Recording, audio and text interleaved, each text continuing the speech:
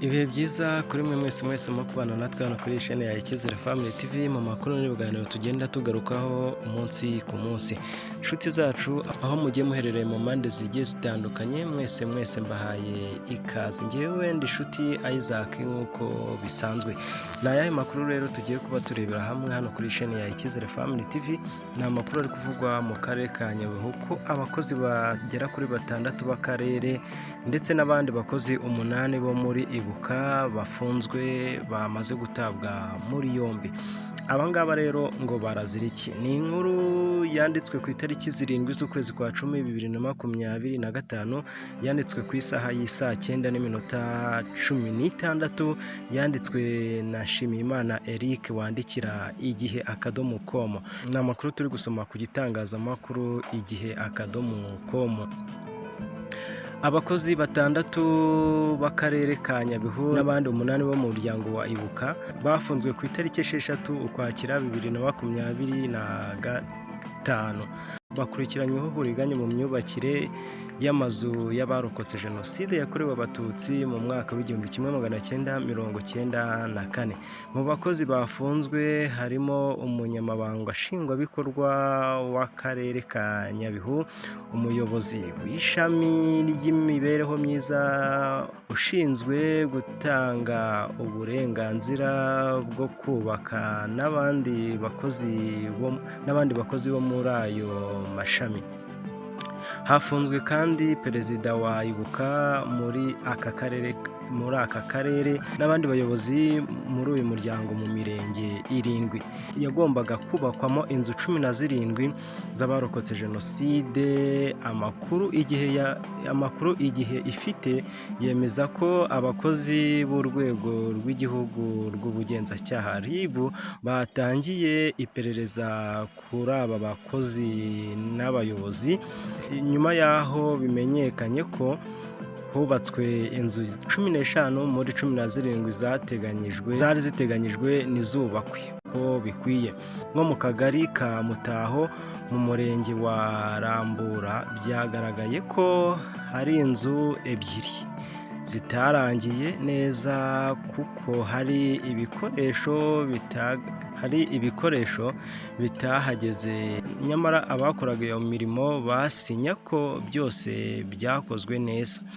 Guverineri w'intara y'Iburengerazuba Nitura Jean Bosco yemeje ko aba bantu bose bafunzwe, asobanura ko bakurikiranwaho ibyakozwe nabi muri gahunda yo kubaka inzu. Guverineri Nitura yagize ati amakuru yo gufatwa kwabo twayamenye mu gitondo nubwo baraye bafashwe barimo kubazwa inshingano ku nzu zigera kuri 17 z'abarokotse Jenoside yakorewe Abatutsi zagombaga kubakwa mu mirenge 7 bikekwa ko hari byazikozweho nabi. Yasabye abakozi gukora inshingano neza kandi bakirinda kuzikoramo amakosa, ndetse yibutsa abaturage ko nta gikuba cyacitse muri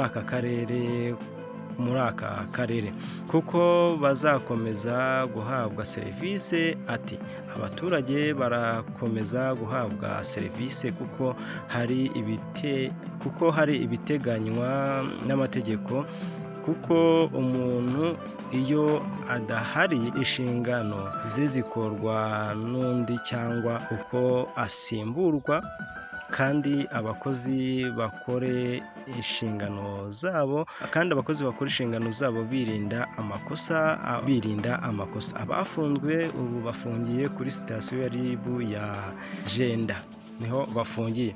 Aba ni abayobozi rero batawe muri yombi, abakozi 8 bayibuka ugashyiraho abandi 6 b'akarere. Numva abakozi b'akarere batwaye ari benshi, ni benshi. Reka nze ndebe ari bande, turebe abafunzwe batawe muri yombi ari bande, turebe neza tumenye ngo abo ni bande batawe muri yombi. karere. Aba batawe muri yombi rero harimo Mugiraneza David, umunyamabanga nshingwabikorwa w'akarere ka Nyabihu, hakaza Ishimwe Samuel, perezida wa Ibuka, ndetse n'abandi bakozi b'akarere batawe muri yombi bakurikiranyweho kunyereza amafaranga yari yaragenewe kubaka inzu z'abarokotse Jenoside yakorewe Abatutsi mu mwaka w'1994. Abandi rero nabo batawe muri yombi harimo abandi batawe muri yombi ni umukozi w'akarere ushinzwe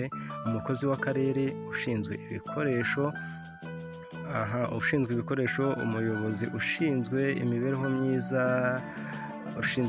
myiza, ubwo ni ushinzwe imibereho myiza y'abaturage, ushinzwe inyubako mu ishami ry'ubutaka, uyu nawe ashinzwe imyubakire, abashinzwe amasoko, aba nabo ni abashinzwe amasoko.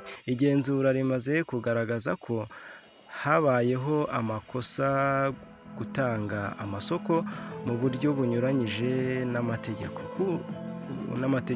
kudatanga ibikoresho byose nk'uko byagenwe, no kwakira inzu hatabayeho igenzura. Bivuze ngo rero aba bagiye babikora uko bishakiye, bakabikora bazi neza ko ntawe uzabakurikirana, ariko uko byagenda kose ikibabaje ni uko ibyo umuturage yakagenewe ntabwo abihabwa uko byagakwiye. Abihabwa uko byagakwiye, umunyarwanda wese yakumva ameze neza kandi hari icyakwiyongera mu buzima bwe no mu iterambere rye. Ni kuko niba umuturage agenewe ikintu biraturuka hejuru ku karere, wenda bimanuke usange ibyakamugezeho bibaye bikeya cyane, nyamara bigiye bikorwa nk'uko biba byaturutse hejuru, biba byavuzwe na Nyakubahwa wa Repubulika Paul Kagame avuga ko umuturage hari ibyo agenewe agomba guhabwa, bikarangira bakabimuhaye babishyikirijwe kubishyikiriza abo baturage batabihawe. Usanga ari kimwe mu bituma abayobozi bamwe na bamwe uzajya usanga bagenda bafungwa, kuko niba bahawe kubaka inzu 17 hakubakwa inzu 15, ese izo nzu ebyiri abari kuzituramo bahatujwe hehe? Se nyine barabacumbikiye, byagenze ute? Bagiye kwicumbikira, byagenze biti? Ngayo nguko rero biba biri kubera muri abo bayobozi baba bari kurya ibi byagenewe abaturage. Abo bitarageraho rero nabo bisubireho. Murakoze cyane rero. Mu yandi makuru yacu nakagaruka ngewe n'inshuti Isaac nk'uko bisanzwe hano ku Cyizere Family TV, bifurije ibihe byuzuyemo ibyiza byose Rurema yabateguriye.